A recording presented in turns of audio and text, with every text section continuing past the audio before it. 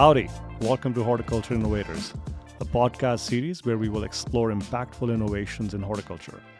I'm Amit Dhingra, your host. I'm a professor and head of the Department of Horticultural Sciences at Texas A&M University. In each episode, we'll explore the inspiring stories of the pioneers who are contributing to sustainability, wellness, and food security through their amazing work in horticulture.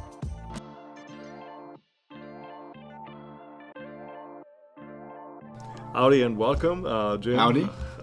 Nice to be here. Yeah, we are very glad that you were able to join us. And so today we have Mr. Jim Antwerp, one of our former students. Mm-hmm. And so we'll just go through your journey today and just want to learn how you innovated in your career journey and currently where you are at. Mm-hmm. So if you don't mind sharing where you are at currently, and also we'll start from the start then. Sure. So I'm currently the Vice President General Manager at Greenleaf Nursery in El Campo, Texas. Large wholesale nursery growing woody ornamentals in basically the coastal bend of Texas, south of I-10. Okay. So that's where we're located. Wow. And what year did you graduate from the department? 1990 graduate, May 1990. Wow, okay. So, yes. Well, it's been a few years. Been a few, yeah. So this is your first time returning back, or? No, I've been back a couple of times before, but it's been about 7 or 8 years since I've been back. Wonderful. Yeah. Well, so when you graduated or when you were going through your undergraduate program, mm-hmm. and I think a lot of students sometimes wonder what they will do. What was going through your mind? Where did you want to go at the time? Well, so I was an unusual student, and then I was a little bit of an older student, okay. And I had already had experience in woody ornamental nursery production, building a nursery in Central Florida, and that's when I caught the bug for horticulture and plant production, and it kind of was the bug, if you will, that came out of just some home gardening I did when I was very young. But I determined that that's, the career path I wanted to go. And actually what I did was search for a university that would give me the best rounded education in horticulture. Okay. And at that time, looking at accreditation and programs, it was between Texas A&M and Cornell. And I'm kind of a southern guy, and I like the I-10 corridor, so when I came and visited A&M and saw all the options in horticulture and the club options and things like that, that really piqued my interest, and the aha moment was, this is where I want to be. So that's awesome. Yeah. You said something very important, and I think it's just something we have now documented evidence for, or just research-based evidence is working with plants brings a lot of mental peace. Oh, yeah. And you feel healthy, mm-hmm. and that's why one of our mission statements, mm-hmm. which is sustainability, wellness, and food security. Mm-hmm. Wellness is the key part here. Sure. So is that something that attracted you to the plants? I think so. Just the peace of being out on the nursery, working with the plants. Yeah. You could, I spend a lot of office hours now, but to get a break, I'll go out and walk through a crop and look what was planted last, or go through the loading dock and see all the variety that we're shipping out into the industry. And then if, I go home, I go straight out to the yard, and take care of the plants that are mine to take care of. So, I think that's a big draw for me. And then so after you got working in a nursery got you to school, mm-hmm. and then from school, what was next then? Well, then my first job was propagation supervisor at the same facility that I'm managing now. And, I was heavily involved in plants at that point. And then the crews that were doing the propagation, we were producing about 8 million cuttings a year at that point. Wow. To produce the liners for the future crops. Plants are so sometimes finicky. Mm-hmm. You miss one thing, so you have to really think in like a system all the time. And it's amazing how 8 million. That's a huge number. Huge number. Yeah, that's amazing. And so that's where you started, and then where we talked about a little bit of innovation on things, mm-hmm. because Is it one-time innovation? Of course, the answer is ongoing. Yeah, it's ongoing. Adjustment. So, Sure. are there any things you remember that were really that changed the system, production system? Not so much the production system, but in my career, it's more of the marketing and sales, and which is a surprising thing for me because I'm more production administration oriented. But being able to watch the new branded plants come on, and really that's kind of an innovation because of the improved breeding and the promises of, instead of one bloom cycle, multiple bloom cycles, or instead of one blooming season, it blooms all year long. There are different plants that do that now. Remontant hydrangeas, those were not a thing when I got into the industry. Wow. But that developed during my career, and I got to watch those innovations add value to our product lines. So that's the one that I participated in as my career advanced, and I got to watch and see the inside of that. So that was the most interesting. Yeah. Well, you said mentioned breeding, right? I mean, when we think of plant breeding, people just forget that all the ornamentals, flowers, there are a lot of large programs working in that space. Yes. And I think that's just in terms of the discipline of horticulture, sometimes that message is lost. But there's always constant innovation needed. Disease resistance, you just said different bloom cycles, but I think a lot of architecture. I think there are so many traits. And it's like, so in Texas alone, for example, the green industry, which is ornamentals and landscape, is worth $40 billion a year. That's a massive economic impact, and that also means a lot of jobs. So, are the students who are coming into horticulture, or right now we hear that students don't even know that there's an option to get a degree in horticulture. Sure. But what are the job prospects? I mean, you're a leader in the industry. You've seen a lot. So, in addition to production type jobs, actually working with the plants and growing the plants and solving growing issues, there's the sales and marketing. That's a whole industry, especially with the branded plants and communicating brand promises. There's research, especially in, say, the chemical industry, and there's technical expertise jobs where the science and you represent the chemical company and you come as a technical representative to help the growers. It's not strictly horticulture, but there's logistical issues or shipping issues. Then there's travel opportunities. Wow. Because you can go all over the world with horticulture to trade shows and see what's going on in other countries or other states. In my career, I've been able to travel to 27 states in the United States, all job related, to finding plants or exploring how something's done over here. Can I translate that back to my nursery? Interacting with professionals from all over the world. So it's there's a wide breadth of opportunity for people with different skills or attributes in the horticulture industry. Or would you say, so it's almost like sounding like technical background can prepare you for any of these careers, because if you know how plants work, I think that's like just in computers, technical sales is better than just sales, because then the person knows about the hardware and the software. Similarly, in our case as well, I think there is a lot of opportunity beyond just the simple production piece. But that's the entry level positions, right? I mean, as you grow in your career. So let's come back to your journey then. So when you went from that re-entering the workforce, how did your career move on then? Well, then I had the opportunity to actually build a nursery from the ground up with another company, which exposed me to the mechanics of building a facility, watching a well being drilled and put in, How do you lay out a facility so that the systems all flow, from propagation to growing and then back out to the shipping department? What's the lay of the land and the drainage? Yeah.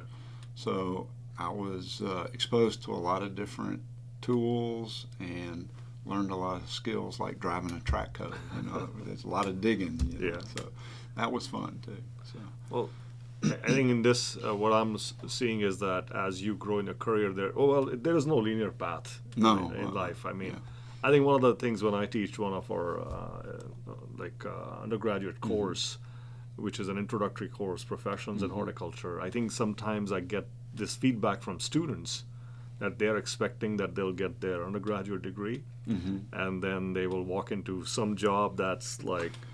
Right, that fits everything they learned. Yeah. So, that's one thing I would tell everybody, is that it's continuous learning. Yeah. When you get out, you have to learn the company you go to work for. You have to learn their systems. And outside of horticulture, there are things administratively you have to learn. How to lead people, how to implement a safety program. Those kind of things that we don't think about when we're focused on growing the plants, But as students are volunteering for things like we have a horticultural sciences students ambassador program, sort of a little professional development leadership program, and not everybody will engage in that, but we have a pretty good, robust group. And I think if I were to say what you're saying is these life experiences kind of later on benefit as well. Right. I mean, So I found club activities when I was a student. Yeah. The Horticulture Club, the FOH Club, even going to ASHS and meeting clubs from all over the country and interacting with different people who had different career path ideas. It gave us a broader view of, what the possibilities were. And that interaction helps you to learn people's personalities and lead them, in an activity, which can translate into leading a team at work. So it's basically the message is get involved while you're undergrad and participate in things where you really enrich your experience. Right. So in terms of innovating your career, I mean, you just mentioned you were part of several clubs, several activities. We heard yesterday a little bit of that. Sure. And are you still in touch with those people? Are they lifelong friends? Some of them are, Yeah. I know where they are. We run into each other at trade shows or IPPS or activities like that. Well, we just took a whole group of like 22 students to the Southern Region American Society of Horticultural Sciences meeting, and our students did amazing things. So I think that's a very vibrant way for them to learn people skills, life skills, besides what they're learning. Another aspect that I learned from my students, even if they were not worried where they're going, their parents were wondering that once they get a degree, it's not like medicine or engineering. Everybody knows what a doctor is. Yeah. So it was more like it's a little bit undefined to some extent that this happens. But there's this group, CDO Future, has done a good job in terms of providing a lot of information on a multitude of job opportunities in horticulture. Sure. Talking of that, have you noticed the term horticulture being used less and less in our society? I would say it's never been used a lot in general society. Even when I first, came into the nursery industry, at that point, what's horticulture? I had to learn, at that point. And so when I graduated high school, I had no idea what horticulture was.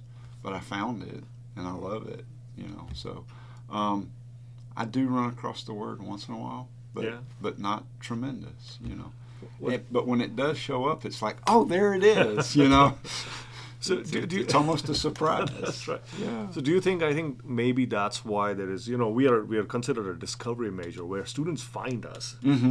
But we are trying to make an effort right now to just talk about the amazing, the abundance of opportunities that exist from, you just talked about breeding, but discovery, understanding diseases, all the way towards floral design. I mean, horticulture is so broad. I mean, we don't even use the term botany anymore, right? Horticulture has kind of assimilated a lot of disciplines in a way because you don't see departments of botany around anymore. Okay. Horticulture is also a diminishing area in terms of departments around the country over the last few years. They've been merged into just plant sciences, while the Sure. industry remains robust and strong. Right. So that's kind of the other sort of aspect we are trying to do is promote the word horticulture, so that when students are in high schools, they go, yeah, I can go to this.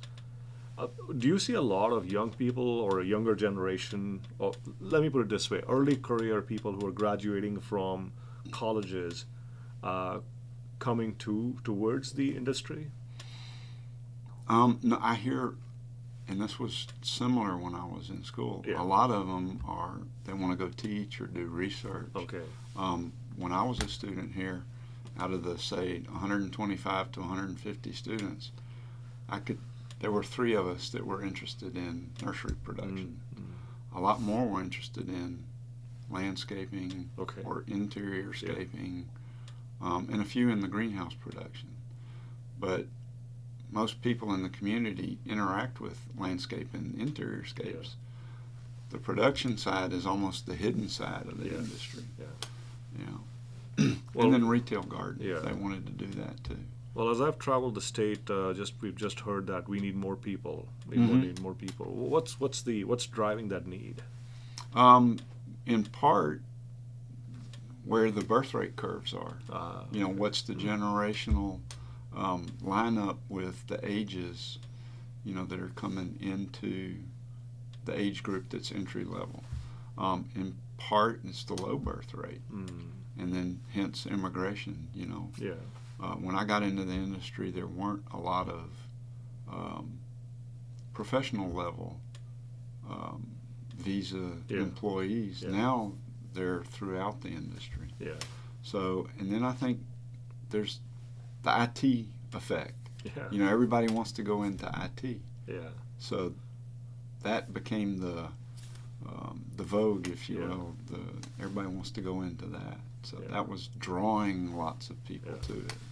Well, in our state, in Texas, there are 5 main sectors: the green industry, pecan industry, fruits and vegetables, wine industry is becoming big. And now we also have the controlled environment horticulture, indoor farming, producing greens and beans and everything. Berries, sorry.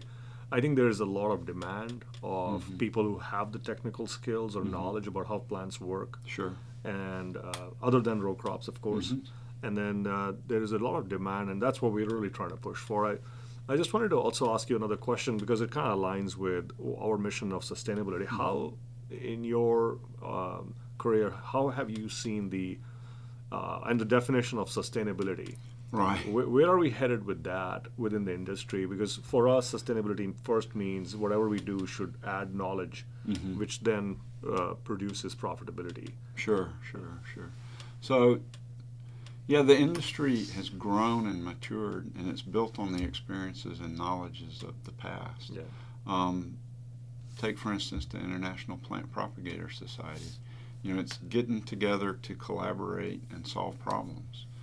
Well, once that knowledge base is built on solving a narrow focus, other problems become more paramount, and the focus shifts to those problems, whether they're financial problems, marketing problems, distribution problems.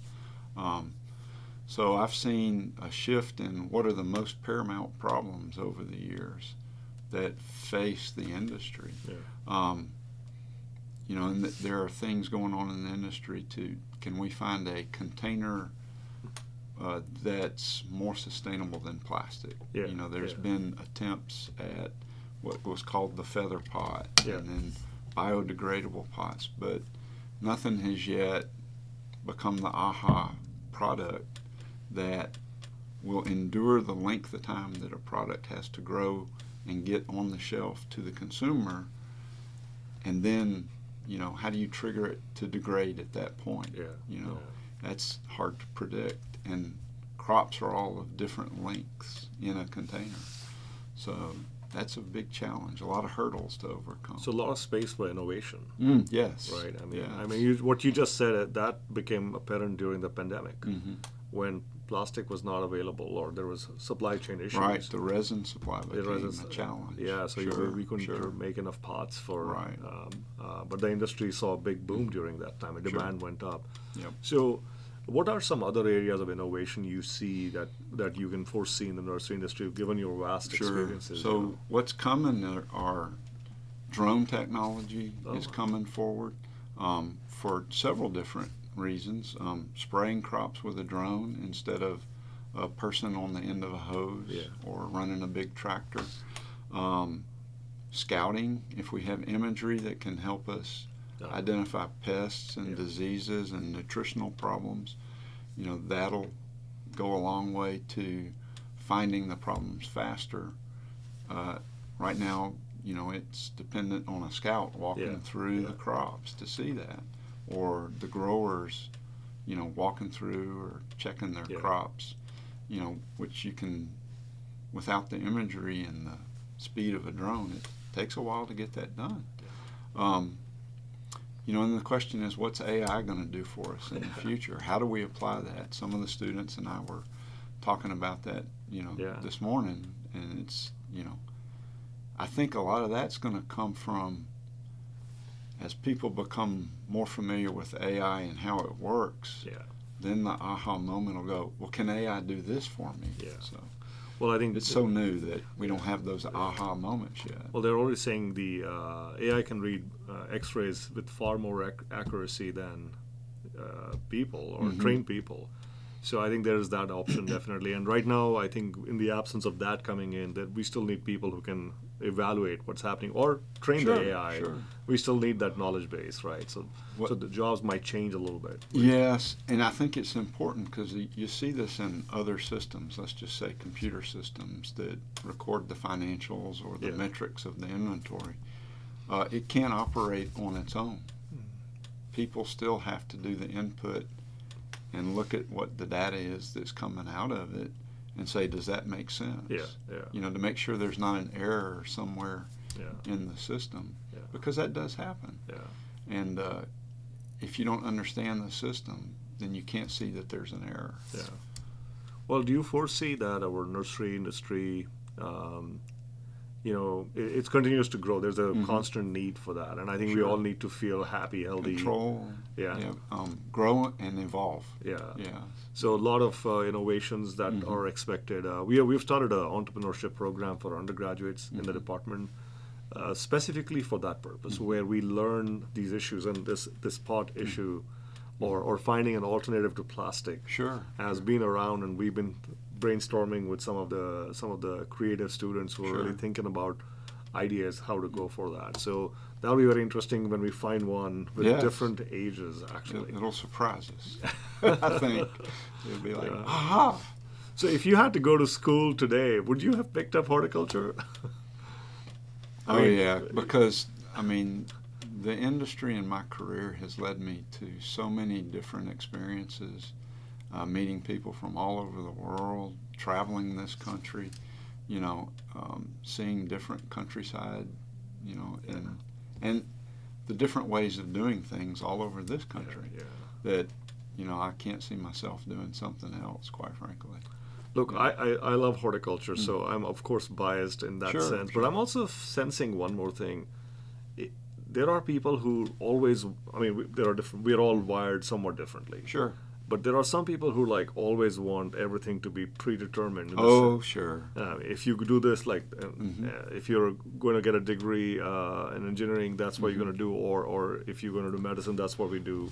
Right. I think it takes a different kind. We're kind of those people who want to experience new things, right?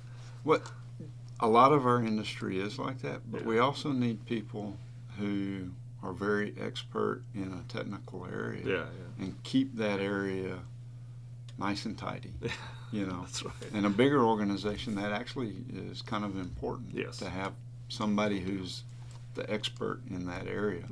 My career path has been, I call it kind of like a utility infielder. I move all over the place where I'm needed, and I rely on those people who are really the expert, say, in the pest management or in the propagation.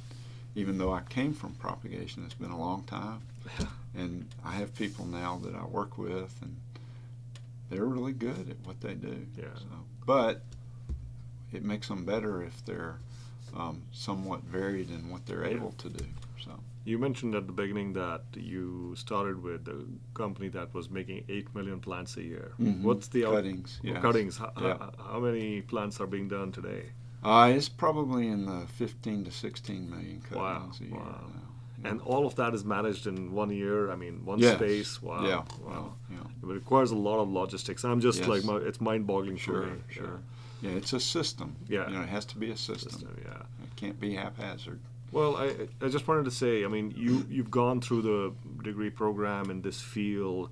What's your message? Like, I sometimes tell students, don't worry, focus on this thing. But what's your perspective from an industry background saying, what would you tell our undergraduates who are not only here at A&M, Texas A&M, but anywhere somebody's taking a degree program in horticultural sciences?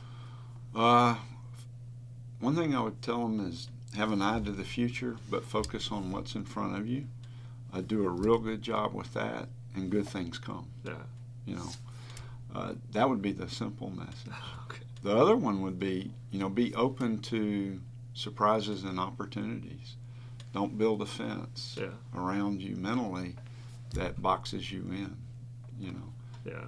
Come up and look around once in a while and say, what can enhance what I'm doing? Yeah. Do you want to share any anecdote from your life where that really helped you? I guess, when I was working at the nursery that I built, and I got a call from the corporate office, and they said, we want you to come over and head the sales and marketing department. Yeah. Of course, my initial reaction, you want me to do what? Because, I'm really administrative, organizational, and production oriented in my personality also. And that was going to be more of an extroverted area that I'd never participated in before. So I went and learned that, as well as led that. So it was quite a step out, if you will. But it led to more and more things. So I think it's intrinsic innovation on breaking boundaries and learning. So that's amazing. That's you have to know yourself. Yeah. And then if that's not your natural inclination, how do you handle it or adjust? Yeah, that's cool. No, this has been wonderful conversation, learning about your journey and the message that our students can learn, not just in, as I said, Department of Horticultural Sciences at Texas A&M, but I think these are just some life lessons that any individual going through an undergraduate program can take in as well. So I just wanted to thank you very much for talking to us today. Oh, I thank you for the opportunity. And appreciate it. It's really great to have our former students doing big things and great things. So thank you very much. Good to reconnect. Yes. Thank you, enjoyed the visit. Thank you. Thank you. Thank you. Appreciate it. We hope you enjoyed this episode of Horticultural Innovators. Subscribe if you want to learn more and spread the good word. Thanks and gig 'em.